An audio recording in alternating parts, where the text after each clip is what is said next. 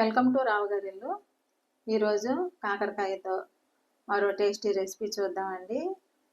ఈ వేపుడు అన్నం, చపాతీ, రోటీల్లోకి చాలా రుచిగా ఉంటుంది. రండి ప్రాసెస్లోకి వెళ్ళిపోదాం.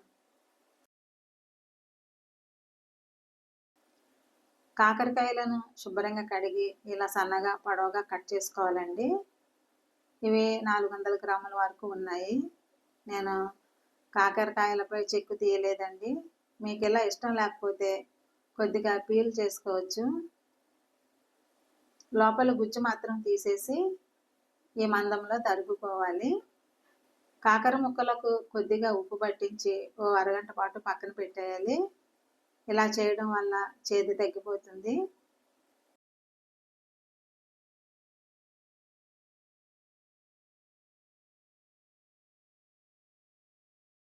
ఈ ఫ్రైలోకి 2 టేబుల్ స్పూన్ల వరిపిండి, 2 టేబుల్ స్పూన్ల ఉప్మా రవ్వ తీసుకోవాలి. దీన్ని బొంబాయి రవ్వ, సుజీ రవ్వ అని కూడా అంటారండి. ఈ రవ్వను మిక్సీలో వేసి కొద్దిగా బరకగా పొడి చేసుకోవాలి. టేబుల్ స్పూన్ పోపు దినుసులు, 2 ఎండుమిర్చి, కొద్దిగా కరివేపాకు, టీ స్పూన్ ధనియాల పొడి, పావు టీ స్పూన్ పసుపు, అర టీ స్పూన్ కారం, రుచి సరిపడా ఉప్పు, 5-6 వెల్లుల్లి రెబ్బలు తీసుకోవాలి. ముందుగా రవ్వను మిక్సీ పట్టుకోవాలి.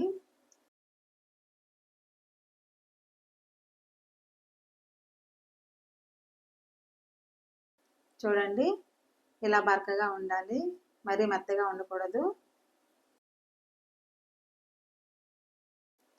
అరగంట అయిందండి. కాకర ముక్కలను ఇలా పిండేస్తే చాలా మటుకు చేదు నీరు దిగిపోతుంది.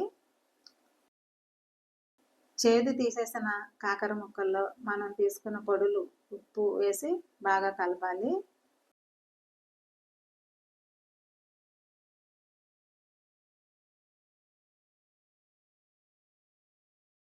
సాల్ట్ చూసుకుని వేసుకోవాలి.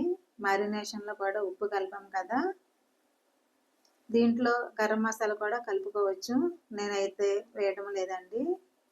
హెల్త్ రీజన్స్ వల్ల మసాలాలు బాగా తగ్గించేసామండి. చాలా తక్కువగా తింటున్నాము.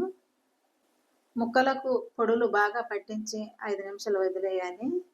ఈలోపు కాకర ముక్కల్లోంచి మరికొంత చెమ్మ వస్తుంది. 5 నిమిషాలు అయిందండి.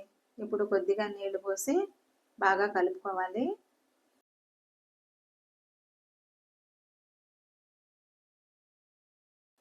చూడండి, ఈ విధంగా ఉండాలి, మరీ జోరుగా ఉండకూడదు.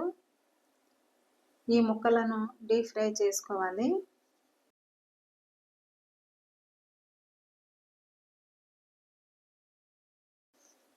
బాండీలో వేయించడానికి సరిపడా నూనె వేడి చేసుకోవాలి. కాగిన నూనెలో ముక్కలు ఇలా విడివిడిగా వేసి వేయించాలి. ఫ్లేమ్ హైలోనే ఉంచి ఫ్రై చేసుకోవాలి.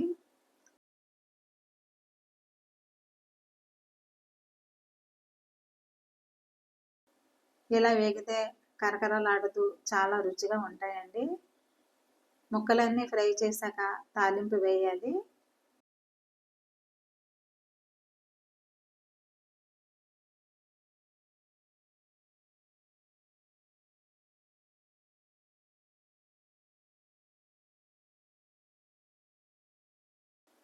టీ స్పూన్ ఆయిల్ వేడి చేసి తాలింపు పెట్టాలండి.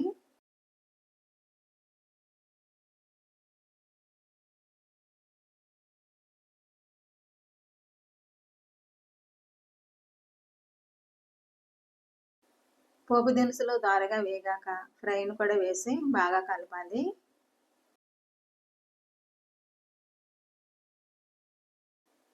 ఇక ఫైనల్గా అర టీ స్పూన్ ఆమ్చూరు కూడా కలుపుకుంటే రుచి ఎదిరిపోతుందండి.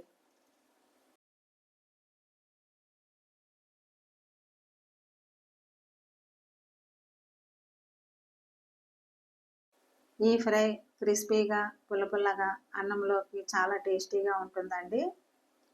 పప్పుచారుతో కానీ రసంతో కానీ ఈ ఫ్రైని సర్వ్ చేయొచ్చు.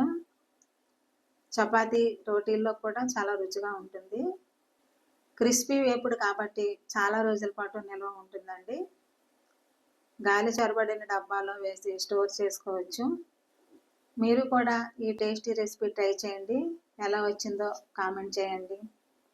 ఈ వీడియోను లైక్ చేయండి, షేర్ చేయండి, సబ్స్క్రైబ్ చేసుకోండి. మరిన్ని మంచి వంటల కోసం నా ఛానల్ రావు గారి ఇల్లు ఫాలో అవ్వండి. Thank you for watching my channel.